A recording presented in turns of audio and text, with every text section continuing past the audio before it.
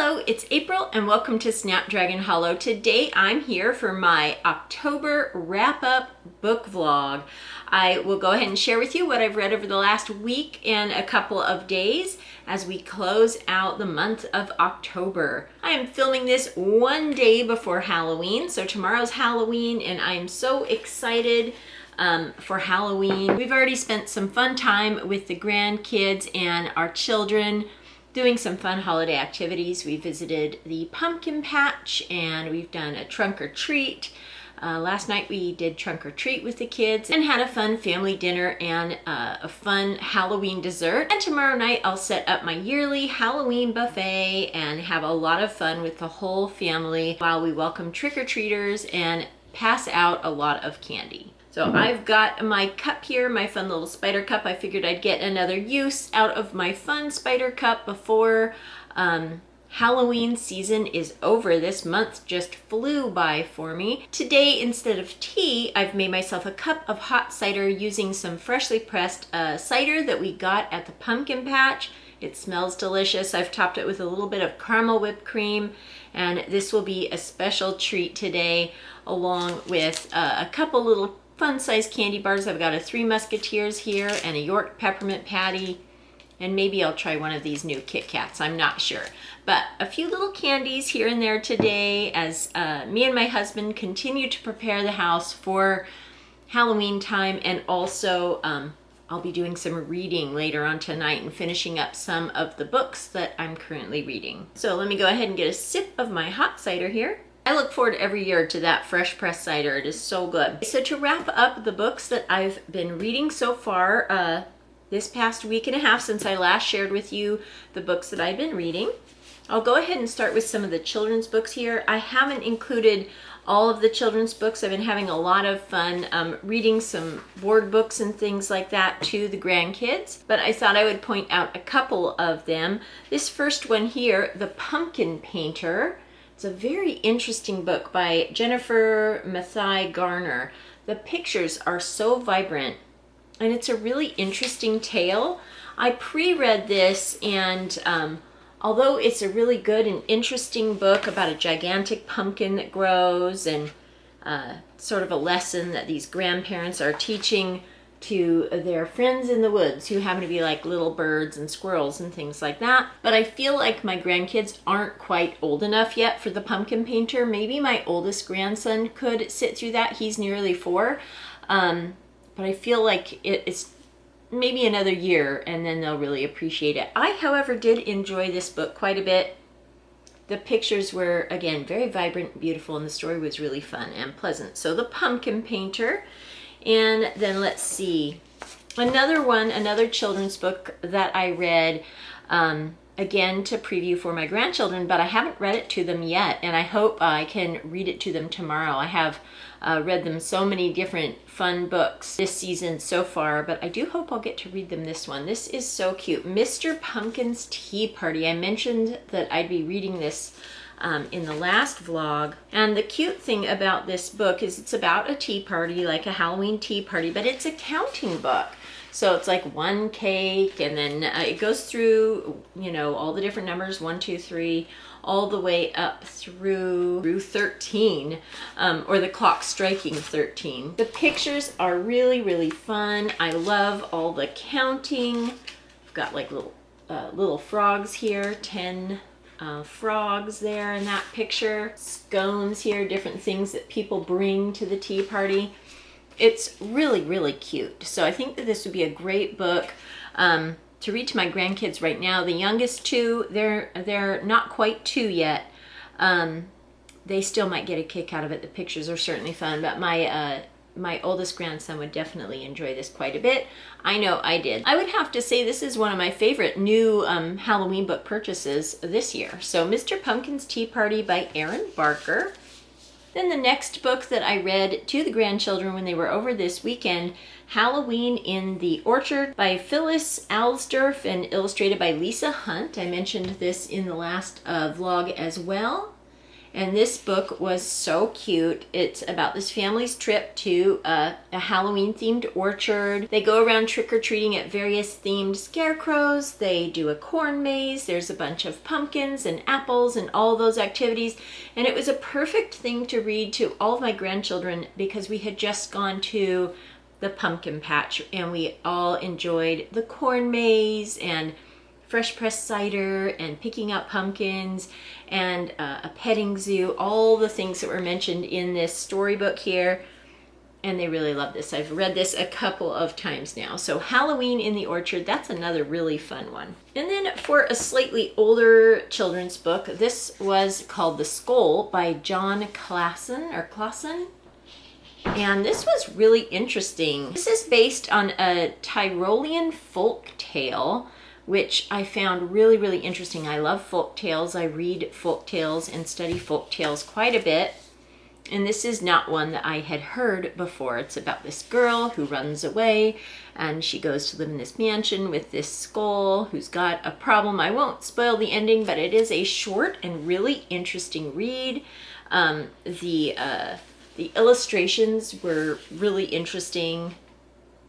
Sort of a gothic-y vibe to it, which I do enjoy. And again, because it was based on an actual folk tale, I found that really, really interesting. So this one I really enjoyed. It was a very, very quick read. It's really short, but it was really, really fun to read this. So The Skull by Jon Klassen. Then moving up in age here, I read a chapter book here, probably like a lower middle grade book here, The Dollhouse Murders by Betty Wren Wright. And this was a really fun story here.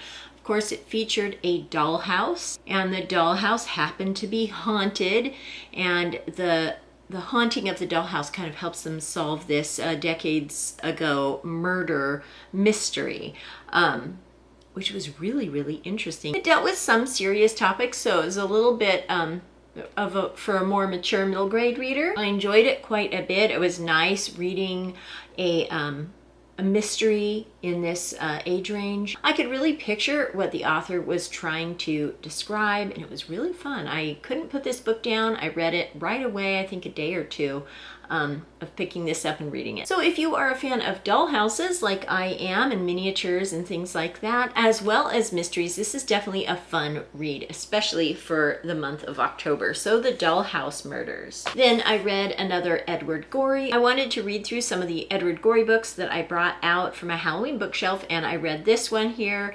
Edward Gorey books are usually really, really short, but they get you thinking, and they're always fun, and the illustrations are really entertaining. This is The Evil Garden by Edward Gorey, and it was a very fun read. Fun and quick, and I really enjoyed that. I love gardening, so this was really a fun one to read. So The Evil Garden, they go into a garden and all sorts of things happen to the family that enters this garden.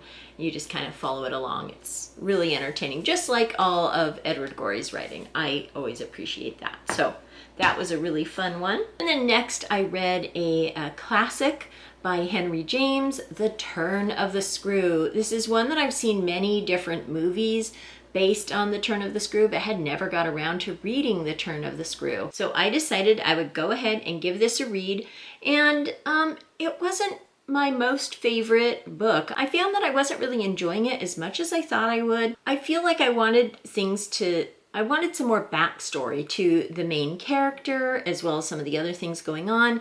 You're never really sure if this is an actual ghost story or a story of somebody who has lost their mind, which that part is interesting. Some of the descriptions are interesting, but I really wanted to know more about the other characters in this story here. So it was okay. I read it, and I'm glad I read it. I'm always glad when I read a classic book, even if I don't like it, because it's nice to have that cultural literacy that goes along with books that are well known. Movies are based on them. People talk about them. So it's good to have a firsthand experience reading the book.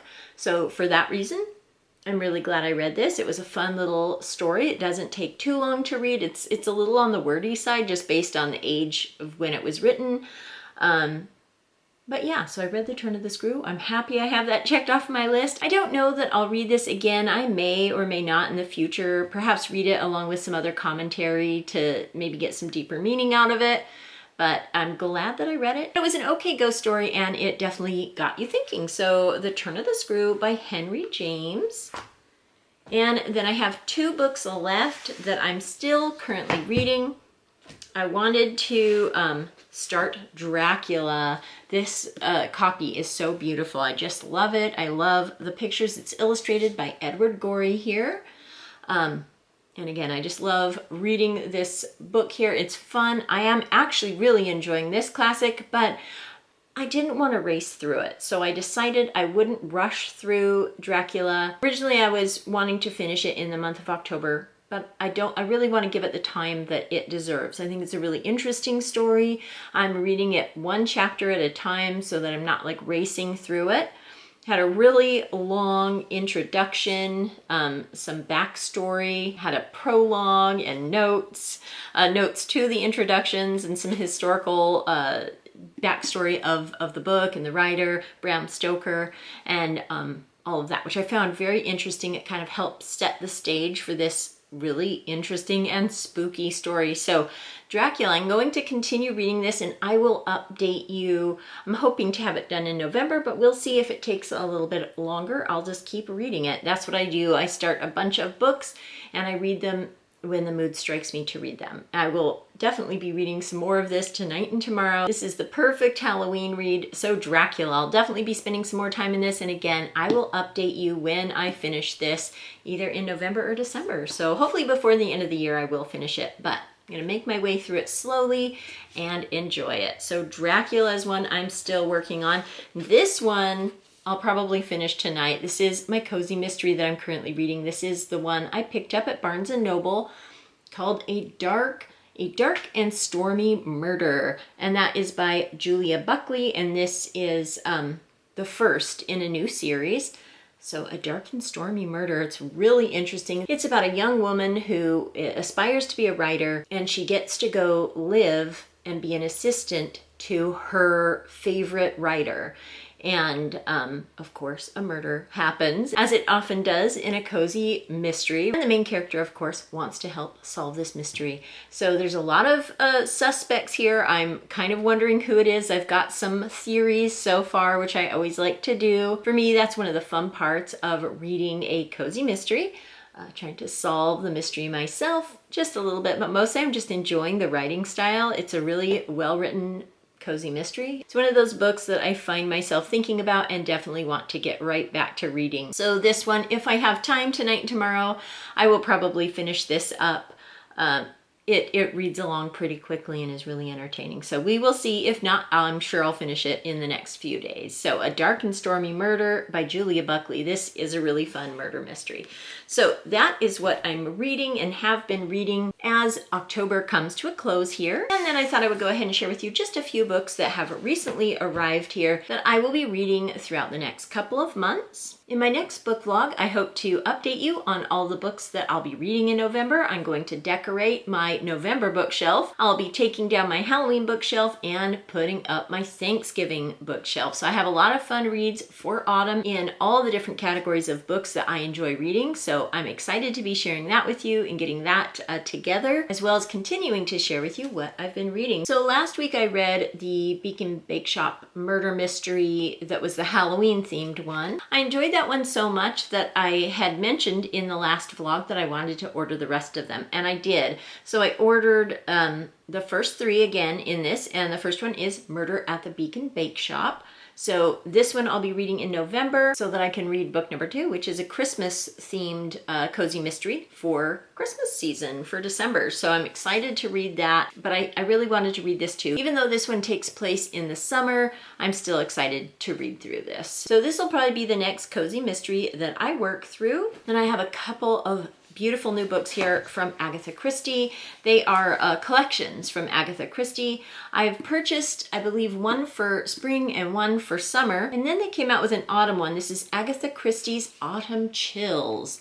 So that looks like fun. It's got a bunch of shorter Agatha Christie mysteries in it. So I'll definitely have this in my November reading list. I'm hoping to get started on some of these right away. It's neat to have a little collection of stories like this from Agatha Christie. When I saw that they had a winter one as well, I definitely placed an order for this one and I'll be reading this in the upcoming winter. So this is Agatha Christie's Midwinter Murder. So another selection of shorter Agatha Christie stories with the winter theme. So I'm excited to have those two Agatha Christie books to add to my Agatha Christie collection. And I'll definitely let you know what I think of these in upcoming vlogs. So those are these two books here are the next two on my list. And in my next book vlog, I'll be sharing with you all of my books on my November bookshelf, my Thanksgiving bookshelf, and some of the books that I'd like to read during the November and Thanksgiving season. So that wraps up October's reading vlogs. I hope you enjoyed hearing about all the different books that I read this month, as well as seeing my Halloween bookshelf. That was really fun to put together. I'm gonna go ahead now, finish my hot cider, have a couple pieces of candy, and read the rest of A Dark and Stormy Murder. I hope everyone has a wonderful, fun, and safe, happy Halloween. Thank you so much for watching, and I'll talk to you later. Goodbye.